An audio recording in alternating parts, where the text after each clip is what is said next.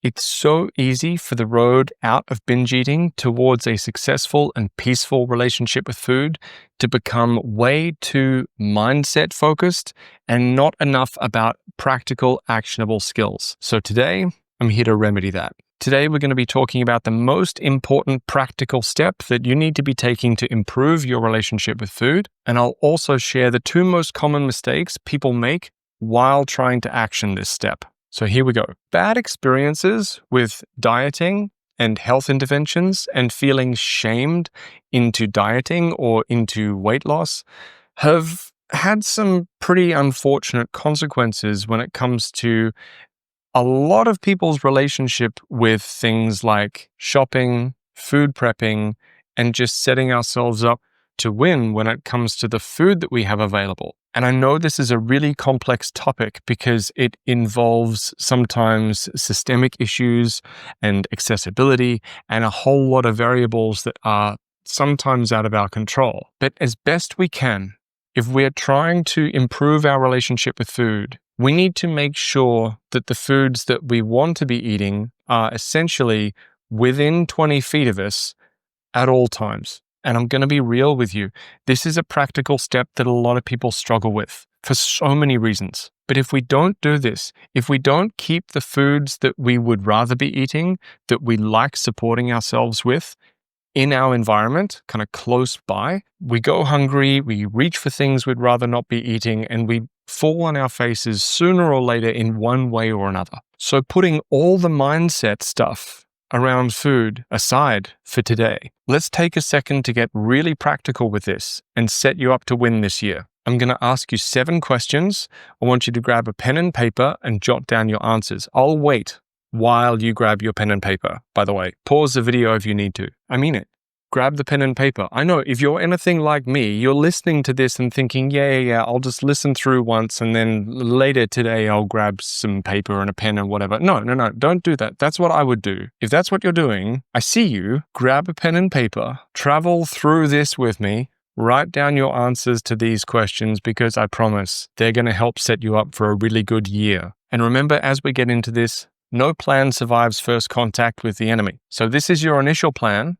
But these plans always evolve and change with time. So be ready to allow that. Allow this plan to evolve and change. But 7 questions we need to have answers for if you're going to be set up to win this year with food. Number 1, what meals are you planning to have next week? Number 2, what snacks do you want to have on hand? Number 3, when will you sit down to write your shopping list? Number 4, when are you going to do your shopping? When is a time that you can make sacred that you can reasonably set aside to do your shopping? 4, can you swing the $5 to have the shopping delivered? Having shopping delivered in the UK in my city is about £3.50 or £4. So forgive me if I'm not doing a good currency conversion there, but you get what I mean. When are you going to do your shopping, or when can you have it delivered? Number 5, what are your backup options? So what are some shelf-stable, simple things you can have around the house in case you didn't get enough shopping or in case something else goes wrong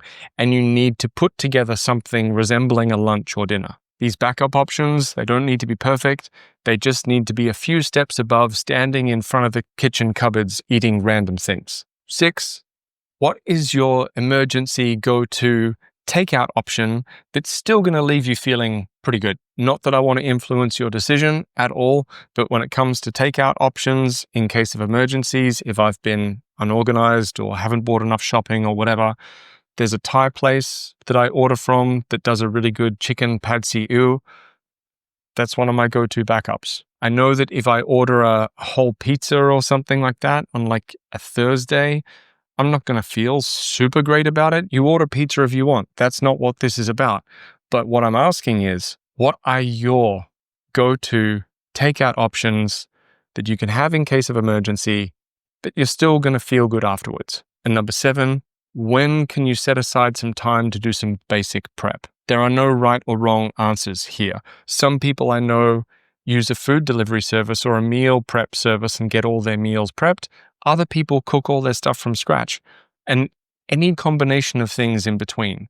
There is no right, there is no wrong, only what is right for you. Personally, I do a few hours of food prep, like dinner prep on the weekends, and then every evening I spend about 10-15 minutes getting my wife and I breakfast ready for the following day so that when we wake up, it's almost like someone made us breakfast. So that seventh question, really important.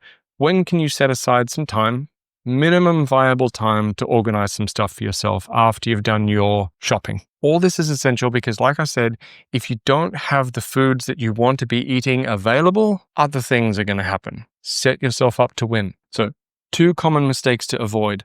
Number 1, trying to be perfect. Don't try to be perfect with this. Plan for how you're going to feel when you're tired, unmotivated, and really can't be bothered. If you put the most perfect plan in the world together when you're feeling full of energy and clear-headed, and you can't execute that plan when you're feeling tired and unmotivated, then the plan needs to change. Plan for the version of yourself that is tired, that is unmotivated, because that version of yourself is going to show up. This is one of the reasons why I do some cooking on the weekend, because when I finish work in the evenings, I'm not going to want to do it. Doesn't matter how much I know about health or nutrition or whatever. After work, I'm just not going to want to cook. That's just me personally. So I do it at another time. But you know you better than I know you. So what do you need to do? How can you set yourself up to win here? Mistake number 2 to avoid: do your best not to lose any time or sleep thinking about options that would be really, really good, but they're just not accessible. Personally, I would love a really good meal prep service to make all my lunches for me, but I just can't justify the expense right now. And whenever I go for a cheaper meal prep service, or when I've tried a cheaper meal prep service, I just haven't been that stoked. So I'm going to do my best not to lose any sleep over the fact that I can't have a Michelin star chef making all my meals for me. I know Hugh Jackman and The Rock do that. Good for them. I don't know about you, but that's not my personal situation. So do your best not to lose any sleep over the amazingly ideal situation that's just not accessible right now. Focus on what's right in front of you and what you can work with. So if there was one thing I'd suggest you do this month to really kick off your year, it would be to get a sense of how to set yourself up to win with food in a very practical way. What foods do you want to be eating? When are you going to go shopping for them? And when can you set aside minimum viable time to do some simple preparation? It doesn't need to be Michelin star stuff. It doesn't need to be Instagram influencer, perfect plate, pretty healthy, awesome stuff. This might start with just having the ingredients available for a sandwich that you like eating. I can't stress how important this is.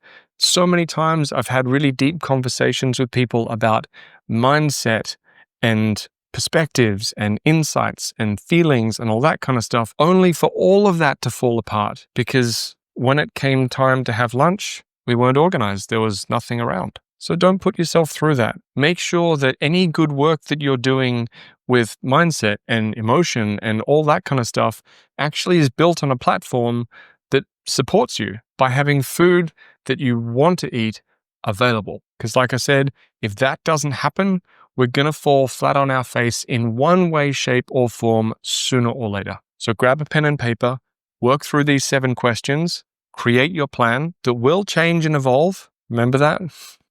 I'll see you next time.